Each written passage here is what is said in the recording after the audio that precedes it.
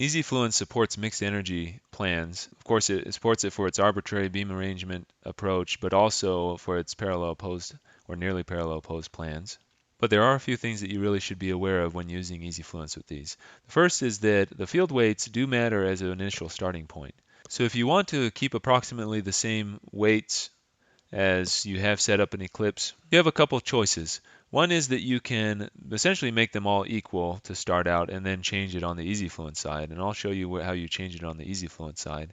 Now, be aware that if you do not modulate one set of beams, so suppose you modulate the 6x but leave the 18x open, then it is more important to have your field weights where you want them initially, because if you have a really crazy dose up here, then what will happen is that your open field weights, EZFluence starts with what they are. It does allow you to add more to one side or the other, the one energy or the other, but the initial starting point really depends on what the open field dose is for those unmodulated beams. And so if they are giving like 300% dose, it will automatically scale them down so that they aren't giving so much dose that you can't even modulate with the other beams to get it less in, because it makes sense, right, that if you had open field beams that are giving 200% dose, then there's nothing your modulated beams can do to get you back down to 100. So in any case, it makes sense to try to normalize your plan to approximately, around your prescription dose. And then if you have if you want to have a particular ratio, then it's important to set that ratio in advance. That way you don't have to do it on the EZFluence side. But EZFluence makes it very easy to try the different weightings, as you'll see. If you're modulating all beams, so if you modulate both the 6x and the 18x, then that relative weighting in terms relative to the maximum dose is less important, because EZFluence will scale everything back to whatever it needs to be in any case.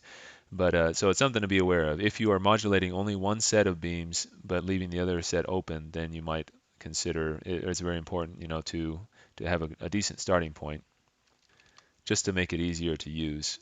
So I'm going to launch EZFluence. In the administration application, you have the option to automatically modulate certain energies, the high energy or the low energy or both. But there's also an option to prompt, which I like the option to prompt because it gives you an idea or an opportunity to review, what's going on here.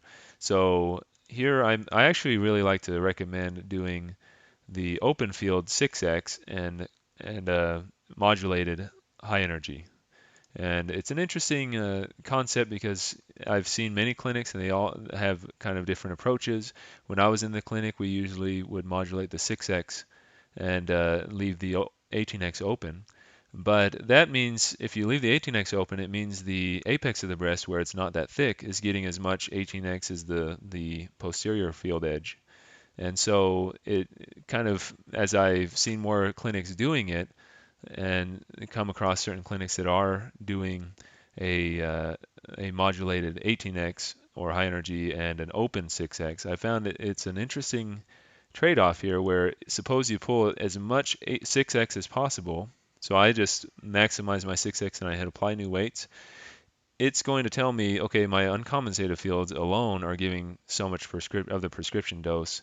So it's going to pull them down to where they aren't giving any more than the prescription dose.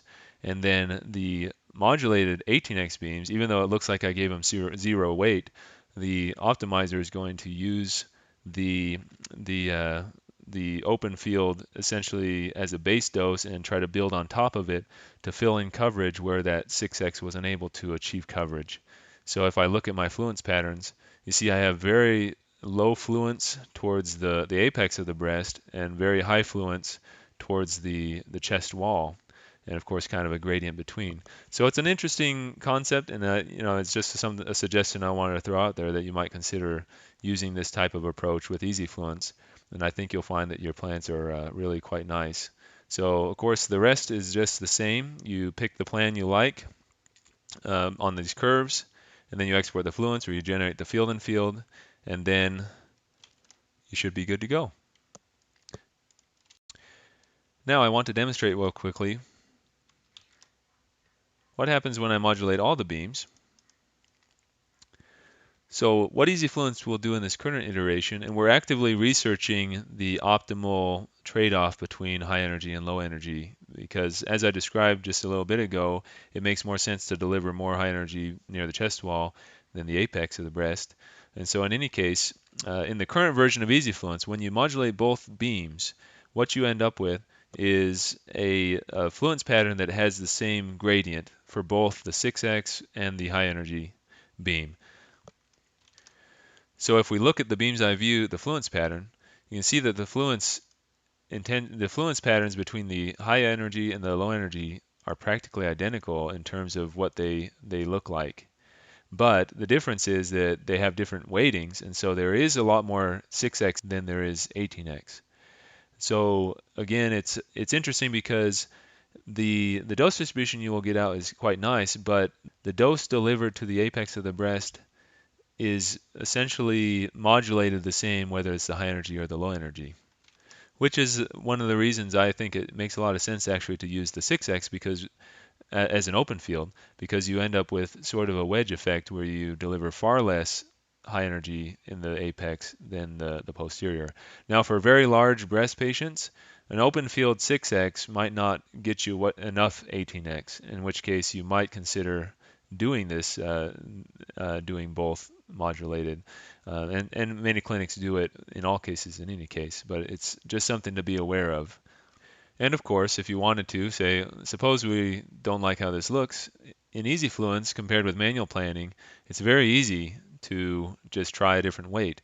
Because in manual planning, to do a big shift like that would require almost starting from the ground up. Not exactly, but it'd be a lot of work to go and say, okay, I want to throw in a lot more 18x because your field and fields or your ecomp, your fluences are basically tailored to a particular relative weighting, and as soon as you start fiddling with that, then you really have a hard time reviewing it. But you see here now we have a new snapshot, and this new snapshot has these weightings, so you can just kind of hop between the two weightings and see, hey, when I added more 18x, it looks like my coverage went up because this is a really large breast. But of course, what's the trade-off here? You have a lot less skin dose, right? So this is a very powerful tool for looking at what is this optimal trade-off between these high and low energies for a given patient. Very difficult to do manually. Now we can generate the field and field, just to demonstrate real quickly. Now, generating field and field for a mixed energy case where all the beams are modulated is an interesting situation because you may have not enough Marn units to go around, if that makes sense. Especially if you're doing a 180 degree or 180 centigrade prescription. And so what you'll see here is that it actually dropped some subfields from the 18x here because it didn't have enough Marn units to go around given the field weights and the number of Marn units available. For the 6x, this one it kept all five, so that one's good. And for the other 18x, it dropped all but two subfields because there weren't very many Marn units to go around. And the original, this other field has five. Okay. So of course you can do some manual editing if you don't like where the hot spots are and things. Like I just fixed that issue, which is a whole nother video. But in any case, that's mixed energy. And again, the fact that you spread your Marn units across, in this case, up to 20 subfields because you have 4 fields and each one have a max number of 5 subsegments, then you might have this issue where it's dropping subfields and therefore maybe not going to be quite as good as it could be otherwise. In general, it's going to be, I think, quite good, but in any case, that's something to be aware of when you do modulate all the fields, is that it's trying to generate all these extra subfields that might not have enough Marn units to go around, especially if you're doing non-hypofractionated, so 180 centigrade and so forth. So that's mixed energies on EZFluence.